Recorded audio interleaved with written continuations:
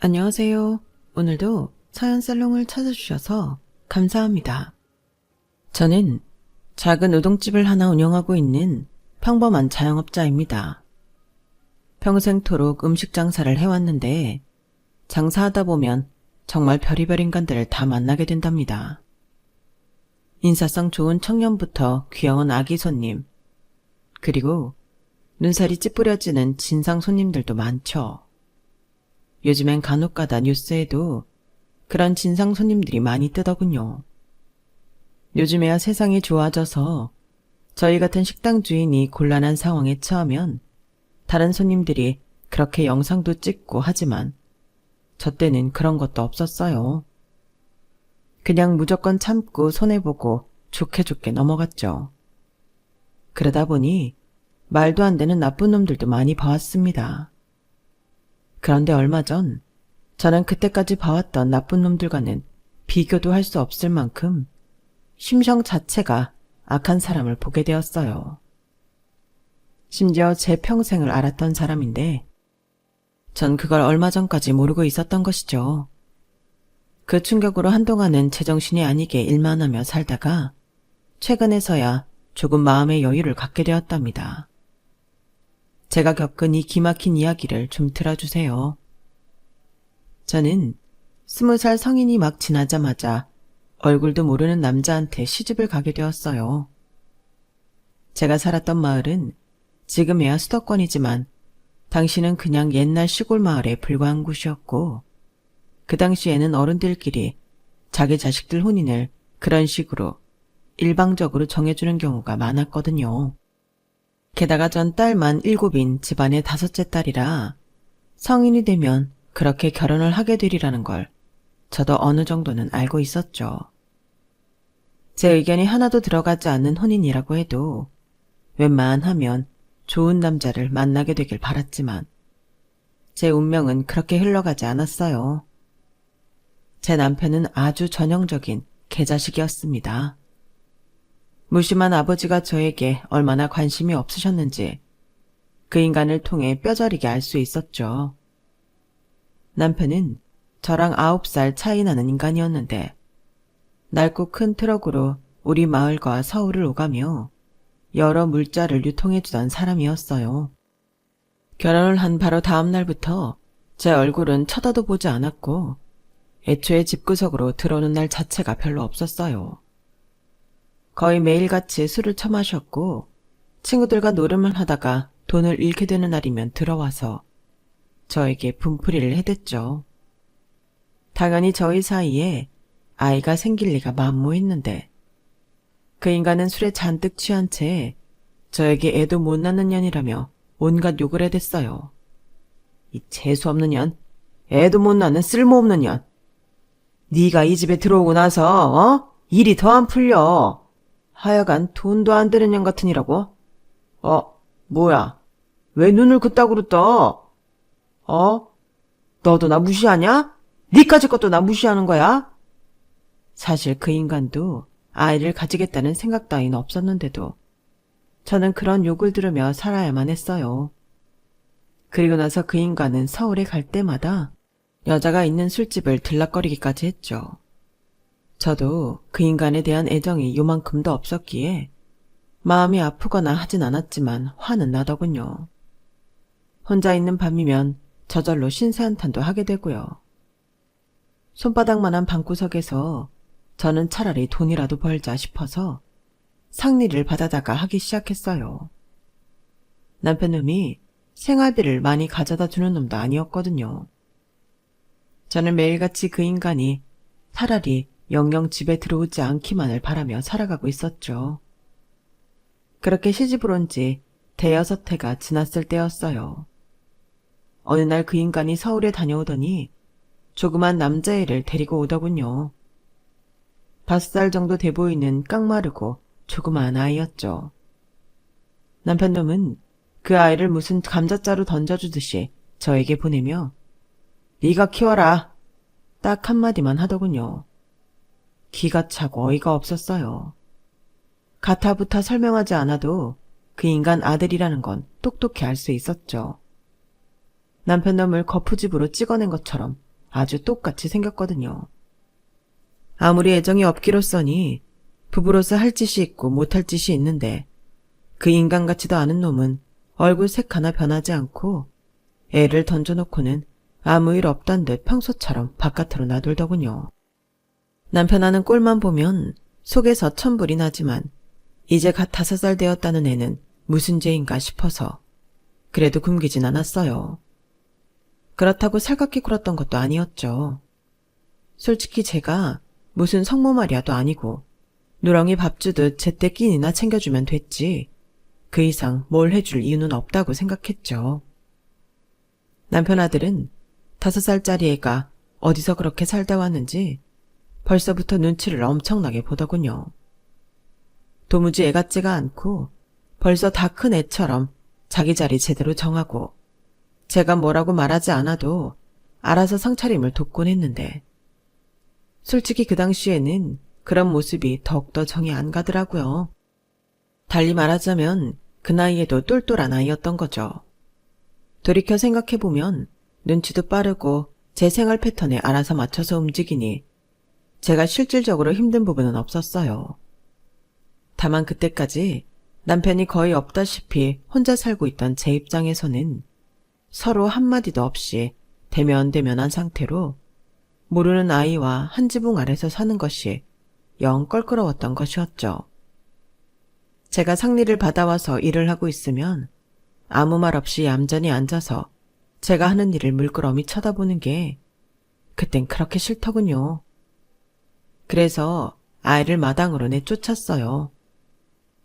남이 일하는 거 쳐다보고 있지 말고 나가서 놀던지 해라. 무슨 내가 놀지도 않고 방구석에만 있니? 어차피 친구가 없어요. 그럼 나가서 만들면 되지. 사람 불편하게 빤히 쳐다보고 있지 말고. 네. 남편 아들은 제가 불편해한다는 걸 금세 눈치채곤 그 이후로는 제가 일하는 동안은 밖에 나가 있었죠. 그렇게 계절이 바뀌고 해가 바뀌는 동안 서로 불편한 동거를 이어갔는데요. 그러던 어느 날이었습니다. 보통은 저녁 늦게 들어오던 남편이 갑자기 대낮에 술에 잔뜩 취한 채로 집에 돌아오는 겁니다. 저는 상리를 하는 걸 남편한테 말한 적이 없었는데 제가 따로 돈을 번다는 사실을 알면 그 돈까지 남편에게 빼앗길 것이기 때문이었어요. 그런데 무방비한 상태에서 제가 상리를 하는 걸 들키게 되니 남편은 그 돈을 요구하며 절 손대기 시작했죠. 보나마나 노름이나 계집질에 쓰려고 하는 것 같았는데 저는 곧 죽어도 이미 다 써서 모아둔 것이 없다고 시치미를 대고 있었어요. 그때 평소처럼 밖에 있던 남편 아들이 어느새 집으로 와서는 남편에게 외쳤어요. 아버지, 조 사장님이 시장에 오셨어요. 뭐? 누가 와? 조 사장님이 아버지가 집에 들어오면 찾아온다고 하셨었는데 지금 시장에 오셨어요. 아버지한테 볼 일 있다고 하시던데 아버지 오셨다고 가서 말씀드릴까요? 조 사장이? 아서라, 됐다. 잠깐 들른 거다, 잠깐. 남편은 아들의 말에 갑자기 허둥지둥 외투를 집어들더니 다시 집을 나가려고 하더군요. 그러면서 나가기 전에 아들한테 단단히 일러두었어요. 너 내가 다녀갔다는 거 조 사장한테 절대 말하지 말아라. 알겠냐?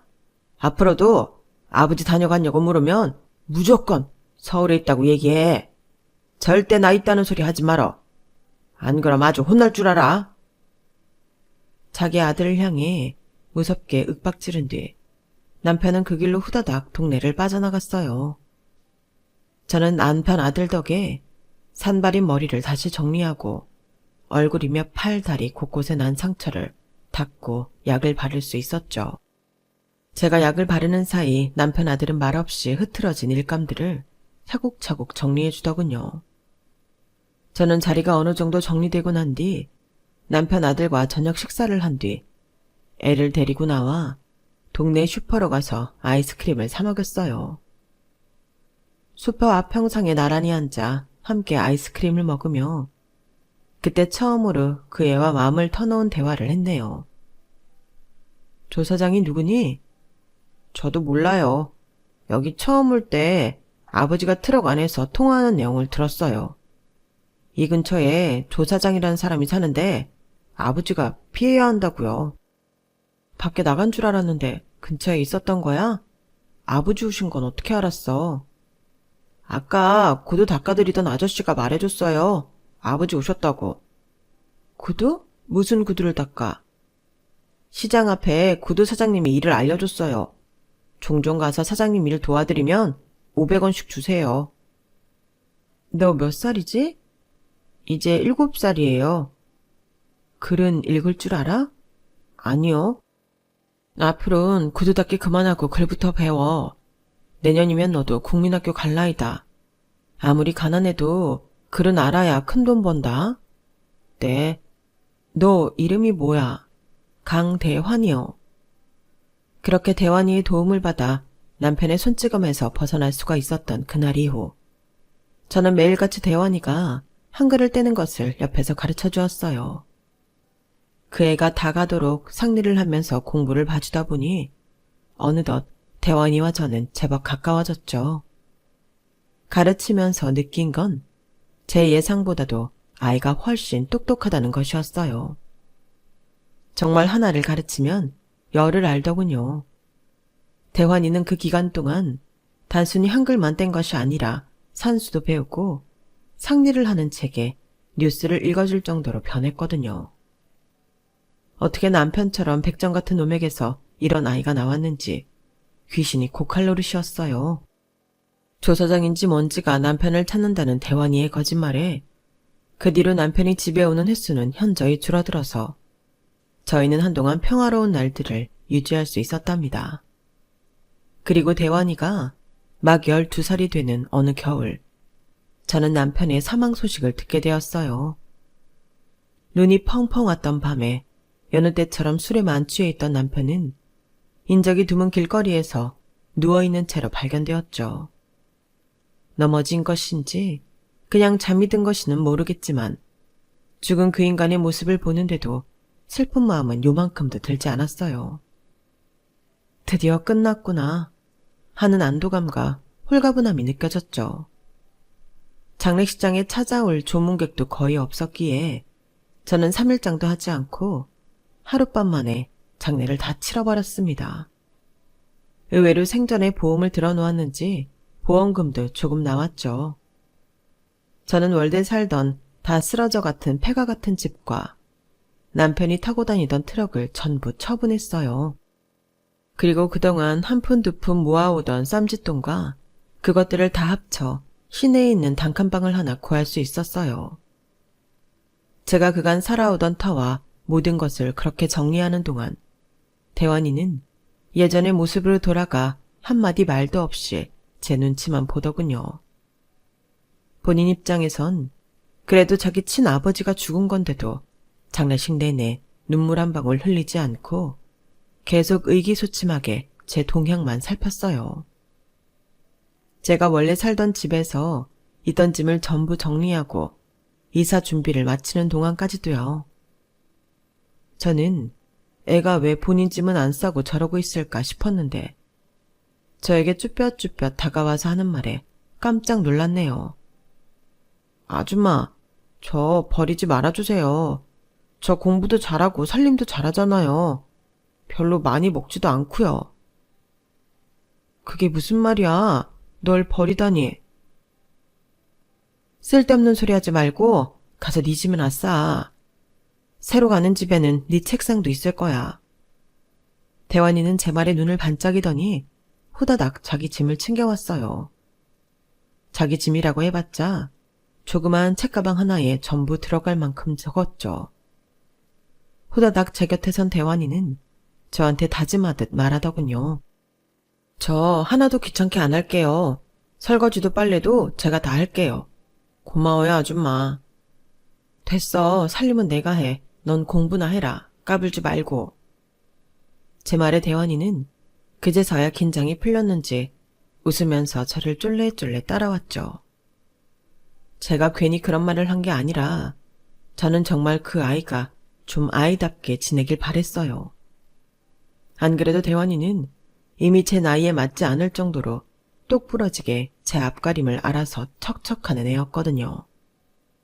다른 아이처럼 학원 같은 곳은 언감생심 꿈도 못 꾸고 학교만 보내는데도 항상 1등을 해오고 제가 잠깐 외출을 하면 설거지도 해놓고 본인 빨래도 알아서 해놓곤 했죠.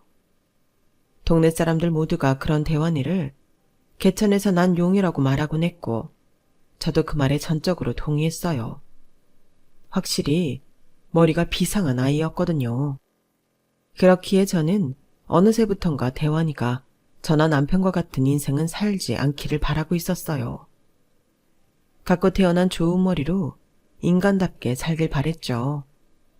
그래서 새로 이사를 간 뒤엔 본격적으로 돈을 벌 자리를 구했습니다. 마침 시내에 일자리가 하나 나왔다는 소식에 저는 한달음에 달려가 그 일을 구했어요. 사람들이 많이 다니는 자리에 있던 우동집이었죠.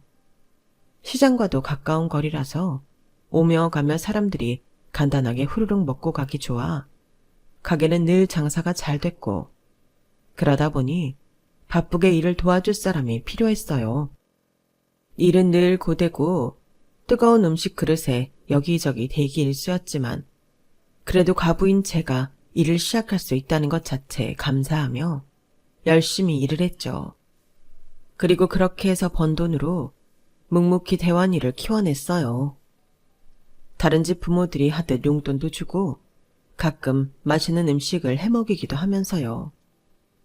하루하루 평화로운 나날이 몇 해 동안 이어지던 어느 날 평소처럼 분주하게 일을 하고 있는데 거기가 소란스러운 겁니다. 그 동네가 워낙 작고 동네 사람들끼리 친하게 지내다 보니 무슨 사건이 하나 터지면 삽시간에 소문이 퍼졌거든요. 이번엔 또 무슨 일인가 싶기도 하면서도 너무 바빠서 신경을 못 쓰고 있었는데 사장님이 후다닥 저한테 오셔서 얼른 경찰서에 가보라고 하는 거예요. 자네, 얼른 이거 두고 경찰서부터 가봐. 얼른. 네? 경찰서예요? 갑자기 왜요? 대환이가 거기가 있다잖아. 동네에 삐뚤어진 걔 있지? 철영이, 걔랑 같이 갔대. 얼른 가봐. 얼른. 우리 대환이가요? 우리 애가 그럴 리가 없는데? 대환이가 그럴 리가 없다고 생각하면서도 저는 저도 모르게 정신없이 앞치마를 내려놓았어요. 그 길로 경찰서까지 한달음에 달려갔죠. 경찰서에 도착하니 앉아있는 아이들 얼굴이 전부 가관이더군요. 하마탕 치고받고 싸운 것 같았어요. 그리고 철영이 아빠가 먼저 와 있었는데 계속 한 손으로 저희 대환이 머리를 내리치면서 혼을 내고 있더군요. 그걸 보는데 저도 모르게 욱하는 마음이 들면서 그 사이를 비집고 들어가 철룡이 아빠를 미쳐버리고 철영이 머리를 수차례 내려쳤습니다. 아줌마, 지금 뭐 하는 거야? 그러는 아저씨야말로 뭐 하는 짓이에요? 아저씨가 뭔데 남의 아들 머리를 그렇게 무식하게 내려치냐고요? 누가 누구 아들이라는 거야? 얘가? 누가 부모 없는 애 아니랄까봐 아주 뚫린 입이라고 아무 말이나 했었으니까 그렇지. 얘가 그러래요? 철영이야말로 마을에서 불량스럽다고 소문이 자자한 애인데 그런 애 말만 듣고 지금 남의 애한테 손찌검을 하냐고요. 그러자 곁에서 난처한 표정으로 있던 경찰이 자초지종을 설명해 주셨어요. 그 내용은 이랬어요. 같은 반인 철용이가 대환이한테 커닝페이퍼를 만들어달라고 먼저 제안을 했답니다. 숙제도 대신 해달라고 했고요. 그런데 대환이가 철용이가 요구하는 것들을 하나도 들어주지 않자 화가 난 철용이가 애들이 있는 앞에서 대환이한테 욕을 퍼부으면서 위협적으로 굴었다더군요. 부모도 없는 고아 주제에 반항한다는 식으로요. 그런데 그 얘기를 들은 대환이가 눈 하나 깜짝 않고 너도 엄마 없잖아. 멀쩡한 엄마가 바람나서 도망가는 것보다 나은데? 라고 맞받아치자 머리 끝까지 화가 난 철용이가 주먹을 날리면서 싸움이 시작된 것이었죠. 반 애들 말로는 철용이가 대환이한테 부모가 없다고 놀린 적이 한두 번이 아니었다고 해요. 그럼 우리 애가 아니라 촬영이 저놈이 처음부터 우리 애를 못 살게 군 거네요. 그래놓고 뭘 잘했다고 남의 머리를 그렇게 내리쳐요. 당신 아들한테 빨리 사과하라고 해요. 뭐? 저 소리를 듣고도 그딴 말이 나와? 애가 뚫린 입이라고 저딴 저급한 소리를 해댄다는데 아줌마가 애 보호자라면 아무리 부모 없는 애라도 교육은 똑바로 시켜야 할 거 아니야. 우리 애가 뭐 없는 말 했어? 아저씨가 허구한 날 시간만 나면 낚싯대 들고 사라지고 그 집 할머니가 며느리를 그렇게 못살게 굴었다지? 그런 집구석에서 와이프가 바람이 안 나고 배겨? 뭐라고? 이 여자가 말이면 다인 줄 아나? 그리고 아저씨야말로 애 교육을 어떻게 시켰길래 벌써부터 조그만 게 컨닝을 할 생각을 해요? 자식 교육을 대체 어떻게 시키는 거야? 내가 당장 이 길 학교 가서 교장 선생님 뵙고 제대로 문제 삼을 거예요. 알았어요? 촬영이 저놈의 자식이 아주 각별한 주의가 필요한 애라고. 누가 지 남편 잡아먹은 여자 아니랄까봐 뭔 놈의 여자가 이렇게 드세? 아줌마 애도 아니면서 왜 이렇게 쌈딱처럼 바락바락 대드냐고. 우리 아들 얼굴은 그럼 저절로 이렇게 피어나고 멍들었어? 제가 주먹을 휘두르니까 맞은 거 아니야. 그럼 아저씨네 애가 저렇게 못돼 처먹게 구는데 싸움이 안 나게 생겼어요? 그리고 얘가 왜 내 아들이 아니야? 아저씨 자식보다 훨씬 더 잘 키우고 있구만. 애 하는 꼬라지 보면 누가 봐도 댁내 아들이 내놓은 자식이네요. 학교 끝나면 학원을 가던 놀이터에서 놀던 아니면 집에 가야지. 허구한 날 뒷동산에서 불량한 애들이랑만 어울리고 아주 이 동네에 소문이 파다하다고. 알아? 실제로 초령이는 옷도 늘 꾀죄죄하고 관리가 안 되는 티가 났고 행실이 안 좋은 것도 유명했어요. 제 말에 초령이 아빠는 얼굴이 불그락 푸르락해지면서도 아무런 반박도 못했죠. 이때다 싶었는지 계속 난처해 하던 경찰이 저희를 떼어놓으며 진정시켰고 겨우 화를 잠재운 저희들은 각자 애들을 데리고 경찰서에서 나와 흩어졌어요. 대환이는 눈두덩이가 퍼렇게 멍이 들고 입술이 터진 채로 아무 말 없이 조용히 제 뒤를 따라왔죠. 저는 집에 가는 길에 있는 약국에 들러 일단 큰 상처부터 치료를 해주고 다시 집을 향해 걸었습니다. 그리고 집 앞에 다다라서 대환이를 돌아보았어요. 어느새 저보다도 키가 커진 대환이는 어릴 적 그랬듯이 제 눈치를 보고 쭈뼛거리더군요. 저는 낮은 목소리로 말했어요. 최룡이네 엄마 얘기는 어떻게 한 거야? 어떻게 알았든 아무리 화나도 그런 얘기는 하는 게 아니야. 네, 죄송해요. 그래도 당하고만 있지 않은 건 잘했어. 앞으로도 누가 괴롭히면 아주 본때를 보여줘. 알았지? 너무 심한 말은 삼가고. 네, 아줌마. 앞으로는 엄마라고 불러. 집에서건 밖에서건. 네? 그럼 네가 내 아들이지 아니야? 내가 그럼 널 못하러 뼈 빠지게 우동 팔아서 키워주니? 왜? 엄마 하기 싫어? 놀란 눈으로 절 보던 대환이는 농담 섞인 제 말에 씩 웃으며 네 엄마 라고 대답했어요. 그리고 그 이후로 저희는 정말 친엄마 친아들 사이처럼 전보다 더 가까워지게 되었답니다. 대환이는 저를 곧잘 엄마 하고 부르며 아들 노릇을 했고 저도 대환이를 진짜 아들로 생각하고 대했죠. 아니 사실 이미 한참 전부터 대환이는 제게 그냥 아들이었어요. 저도 저희 아들도 미처 알아차리지 못했을 뿐이었죠. 저희 아들은 그런 사건이 있었음에도 며칠 뒤 시험에서 전교 1등을 했어요. 그 이후로는 알게 모르게 제 아들을 얕잡아 보던 애들도 싹 사라졌다고 해요. 경찰서에서 있었던 일들을 아이들도 다 알았다더군요. 괴롭히는 아이들이 전부 사라지니 아들은 제대로 공부에만 집중을 할 수 있었어요. 전교에서 1등을 하는 것을 넘어 전국 순위를 따져볼 만큼요. 아이가 비범하니 저는 항상 아들에게 꿈을 크게 가지라고 가르쳤는데요. 역시나 제 말을 잘 듣는 저희 아들은 치과 의사가 되고 싶다고 했고 저는 아들의 그 꿈을 이뤄주기 위해서 고등학교 때는 옆 동네에 있는 사립고등학교에 진학시켰습니다. 학비가 일반 학교보다 2배는 더 들어갔지만 제가 조금 더 열심히 돈을 벌면 되니 아들에겐 걱정 말고 공부만 열심히 하라고 했죠. 어떤 부모님들 그렇지 않았겠나요? 고등학교에 올라가면서 아들은 더욱 무서운 기세로 공부를 했어요. 아무래도 공부를 잘하는 학생들이 모여있는 곳이라 그곳에서도 좋은 성적을 유지하려면 더 열심히 해야 했거든요. 덕분에 아들과 둘이 보내는 시간은 현저히 줄어들었죠. 가끔 낯설게 느껴질 정도로 무섭게 공부하던 저희 아들은 결국 치의대에 한 번에 들어가게 되었답니다. 아들이 합격 소식을 알리던 날 저희 2사람은 거의 제정신이 아닐 정도로 비명을 지르며 환호했어요. 엄마, 나 합격이야. 나 합격 떴어. 세상에, 그렇게 들어가기 어렵다는 대학을. 세상에, 우리 아들 너무 축하해. 엄마, 고마워. 이제부터 진짜 시작이야.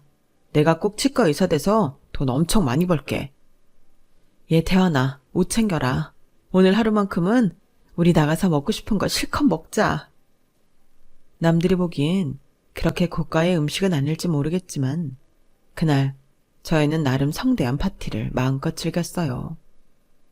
그동안 아들이 그렇게 고군분투하는 동안 저도 많은 변화가 있었는데요. 제가 오랫동안 일하던 우동집 사장님이 딸과 함께 미국으로 이민을 가게 된 것이었어요. 사장님은 예전부터 저와 제 아들을 딱하게 여기며 이것저것 많이 챙겨주신 분이었는데 이민을 가면서도 가게를 저에게 인수해주고 가셨죠. 사장님과 헤어지는 건 너무 아쉽지만 저희 사정을 생각하면 얼마나 감사했는지 모릅니다. 아들의 학비가 정말 어마어마했거든요. 아들에겐 학비는 하나도 걱정하지 말라고 안심시켰지만 사실 전 이때 처음 대출을 받게 되었어요. 서울로 간 아들은 공부에만 매진하느라 좀처럼 얼굴을 보기가 어려워졌죠. 저 역시 그런 아들의 뒷바라지를 하느라 하루도 쉬지 않고 일을 했습니다. 어려서부터 꿈을 크게 가지라고 가르친 덕인지 아들은 국내 치의대에만 머무르지 않고 미국 유학에도 도전했어요.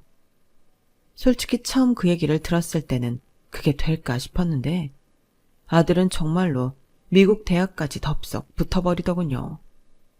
합격 소식을 들었을 땐 아들과 함께 있었는데 우린 서로를 얼싸안고 눈물을 흘릴 수밖에 없었죠. 고생했다 우리 아들. 그동안 정말 너무 고생했어. 세상에 나 미국이라니. 내가 해준 것도 별로 없는데. 아니야, 엄마가 해준 게 뭐가 없어. 그동안 학비며 생활비, 용돈까지 전부 엄마가 뒷바라지 해준 건데. 고마워 엄마. 내가 정말 크게 성공해서 엄마 꼭 호강시켜줄게. 최대한 빠르게 공부하고 올게. 그런 생각은 말고 넌 그냥 네 공부에만 신경 써. 넌 가서도 분명 잘할 거야. 항상 건강 챙기고. 엄마야말로 너 없어도 건강 잘 챙기고 있어. 내가 여건 되는 대로 종종 올게. 아니, 내가 공부 마치고 자리 잡으면 미국 여행도 다니고 그러자. 아들의 말에 저는 웃으며 끄덕였고 그렇게 머나먼 타국으로 아들을 보냈습니다. 그리고 저는 대출을 한 번 더 받았어요. 거의 다 갚아가던 대출이 도로 다시 생긴 건데요. 그래도 저는 그 돈이 하나도 아깝지가 않았답니다. 미국에 간 아들은 전보다도 더 연락하기가 어려웠어요. 당연히 어려운 공부 중이니 그럴 거라고 생각했죠. 저는 그런 아들의 뒷바라지를 끝까지 할 수가 있었는데 가게를 인수받고 몇 년 뒤에 제가 살던 지역 전체가 재개발이 들어갔기 때문이었습니다. 살고 있던 집도 일하던 가게도 꽤나 큰 돈을 받을 수가 있었죠.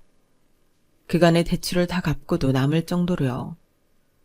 여유가 생기니 살고 있던 단칸방보다 좀 더 넓고 깔끔한 집으로 이사를 갈 수도 있었고 제가 직접 아들을 보러 갈 수도 있었어요.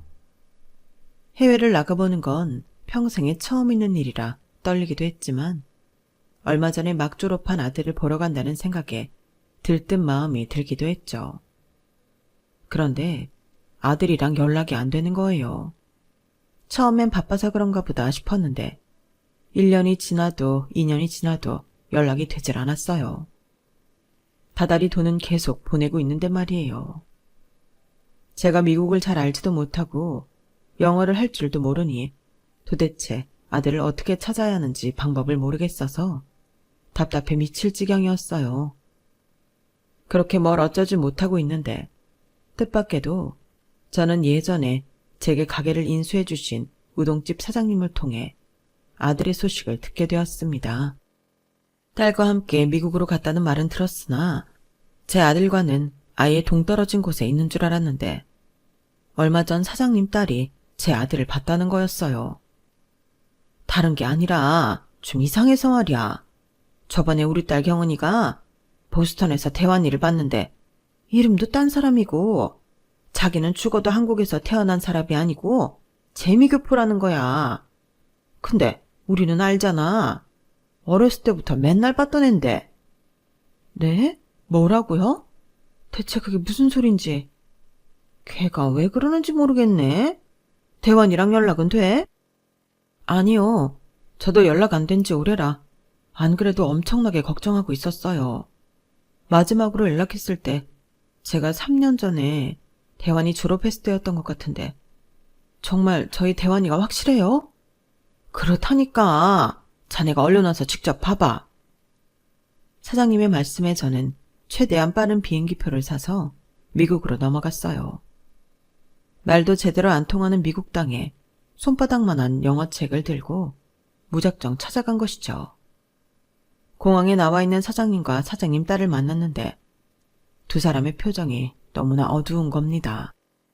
절 봐도 계속 난처한 듯한 표정으로 있길래 제가 대체 무슨 일이냐고 재차 물어봤어요. 저의 추궁에 두 사람은 계속 주저하다가 결국 사장님 딸이 제게 본인이 알아본 바를 이야기해 주었습니다. 피학교를 졸업했던 3년 전 아들은 한인타운에 있는 한 치과에서 일을 시작하게 되었는데 일한 지 얼마 되지 않아서 곧바로 의료사고가 났었다고 해요. 믿기 어려웠지만 그 후로 아들은 아예 종적을 감춰버렸고요.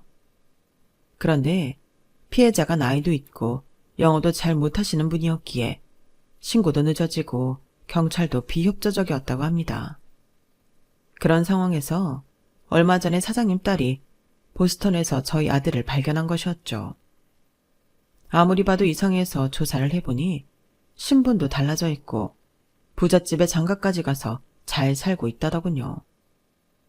작은 사무실에서 일을 시작했는데 머리가 좋고 계산이 빠르니 승진이 빨랐고 평판도 좋으니 그 지역에서 잘 산다고 하는 집의 딸과 결혼까지 했다고요. 이야기를 듣는 내내 저는 멍하기만 했어요. 그런 믿기 힘든 일이 일어났다는 것도 충격적인데 그 사건의 중심에 저희 아들이 있다는 게 무섭기까지 했죠. 그런데 사장님이 한 말에 정신이 번쩍 들었어요. 그 와중에 부잣집 딸을 골랐다니 운도 좋아. 개천에서 난 용이라도 용은 용인 건가? 아니에요. 처음부터 알고 접근했을 거예요. 처음부터? 아무리 걔가 머리가 좋다지만 그게 가능했겠어? 대환이는 어려서부터 다른 사람들에 대한 정보는 엄청 빨리 파악하는 아이였거든요. 얼른 직접 봐야겠어요. 그래도 그 아이를 20년 가까이 키워본 제 입장에서는 바로 촉이라는 게 오더군요. 신분을 숨기면서 그런 부잣집 사이로 들어간다는 게 여간 머리가 좋지 않고선 못할 짓일 텐데 제 아들은 그걸 충분히 해낼 아이였어요. 아들이 있다는 그곳으로 가는 동안 내내 머릿속에서는 수많은 질문들이 떠올랐죠. 대체 왜 이런 짓들을 벌인 건지, 왜 저한테는 아무런 말도 안 했는지 말이에요. 아들이 일하고 있다는 회사로 들어가니 거기 있던 사람이 누굴 찾아왔는지 묻는 것 같았어요. 저는 사장님 딸이 건네주었던 서류 속 아들의 사진을 보여주었죠. 그러더니 그 사람이 들어가서 대환이를 찾는 것 같더군요. 안쪽 저 멀리서 대환이가 일어나는 게 보였는데 때마침 어떤 한국인이 들어가더니 한국말로 대환이랑 얘기하는 게 들려왔죠. 앞에 어떤 아주머니 와 계신데 누구야? 아는 분이야? 어? 아, 우리 집에서 일하는 식모야. 대환이 너? 제가 그 말에 화가 나서 불쑥 모습을 드러내자 대환이는 귀신이라도 본 것 마냥 눈이 휘둥그레지면서 창백하게 질렸어요. 그 와중에도 그 표정이 정말 상처더군요. 그런데 대환이는 그 와중에도 한국인 동료를 신경 쓰면서 절 진짜 식모처럼 대했어요. 아주머니, 일단 나가서 얘기합시다. 나오세요. 뭐? 아주머니? 너 그동안 이런 식으로 사기치고 살라고 내가 뒷바라지 한 줄 알아? 한국인 동료도 저를 말리려고 다가오는데 저는 그 사람한테 제가 들고 온 서류를 전부 넘겨버렸어요. 그리고 말도 안 통하겠지만 사무실이 쩌렁쩌렁 울리도록 외쳤습니다. 제가 얘 애미 되는 사람이에요. 얘가 미국으로 날아가더니 의료사고도 치고 신분 세탁도 하고 사기 결혼까지 했답니다. 선생님들, 제가 가져온 서류 보세요. 지금 다들 속고 계신 거예요. 제가 넘긴 서류를 본 동료의 표정은 심각해지고 다들 무슨 일인가 싶어서 다가왔어요. 대원이는 얼굴이 더더욱 백지장처럼 하얗게 질려버렸고요. 그러다가 갑자기 대원이가 아이씨 라고 작게 욕을 하더니 순간적으로 절 밀쳐버리면서 나가는 문을 향해 질주하더군요. 하지만 얼마 도망도 가지 못하고 보안팀에 잡혀버렸고 그 길로 경찰에 넘겨지게 되었어요. 그리고 그때부터 아주 제대로 혼쭐이 나기 시작했죠. 대환이에게 속아 넘어간 처갓집에서도 대환이를 상대로 엄청난 소송을 걸었고 대환이가 다니고 있던 회사에서도 고소를 했죠. 몇 년 전 그냥 넘어갔던 의료사고와 관련해서도 엄청나게 후폭풍을 맞게 되었어요. 미국 법이 무서운 게 그간 저질러온 수해가 속속히 밝혀지자 형벌이 점점 곱절로 늘어나는 것 같더군요. 대환이는 마치 동네 북처럼 여기저기서 얻어맞는 것 같았습니다. 저도 그렇게까지 상황이 흘러갈 줄은 예상치 못했어요. 최종적으로 대환이는 남은 인생의 대부분을 감옥에서 보내야 할 정도로 형량이 나오게 되었죠. 다 큰 아이가 그 꼬맹이였을 적에도 우는 법 한 번이 없던 아이가 법정에서 정말 엉엉 울더군요. 그 모습을 보는 저도 당연히 기분이 좋진 않았어요. 한국으로 다시 돌아오기 전 저는 대환이와 제대로 대화를 나눠보기 위해서 면회를 갔었어요. 그때까진 대환이가 큰 잘못을 저지르고 제게도 씻을 수 없는 상처를 줬지만 그래도 아직까진 내 새끼라는 마음이었죠.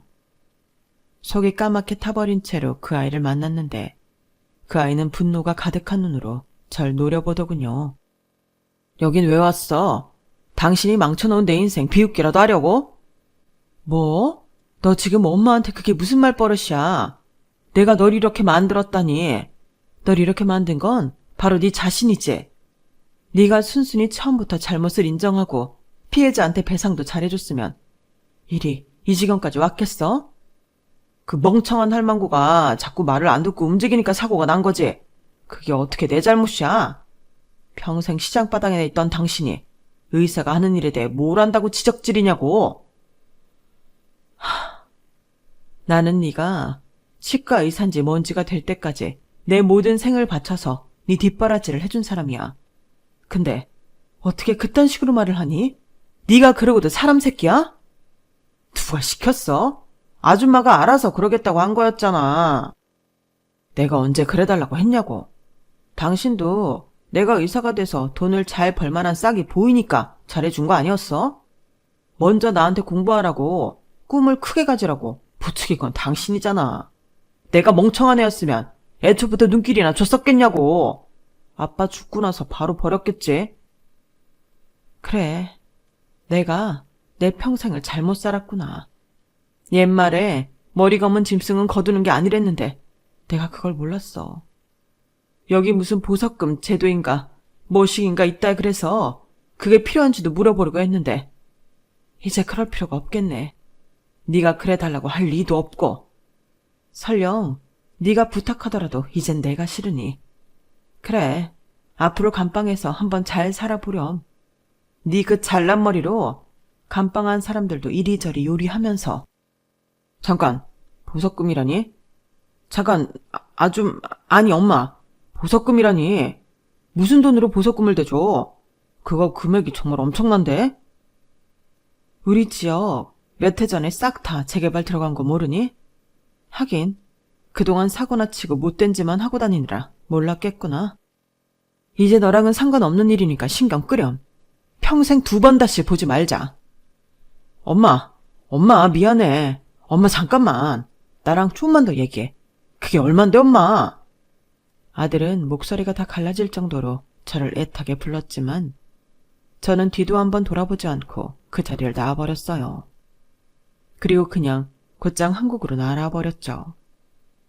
미국에서 있었던 그 폭풍 같던 시간 동안 계속 절 도와주셨던 사장님과 딸에게 감사 인사도 드리고 작지만 보답도 해드렸어요. 사장님이 정말 좋은 분이신 게 제가 너무 걱정된다며 평소보다 연락도 자주 해주시고 시간 될 때 한국에 놀러 오시겠다고 약속도 해주시더라고요. 솔직히 그때는 이 세상에 저 홀로 내팽겨 처진 느낌에 정말 힘들었는데 사장님 덕분에 다시 기운차릴 힘을 많이 받았습니다.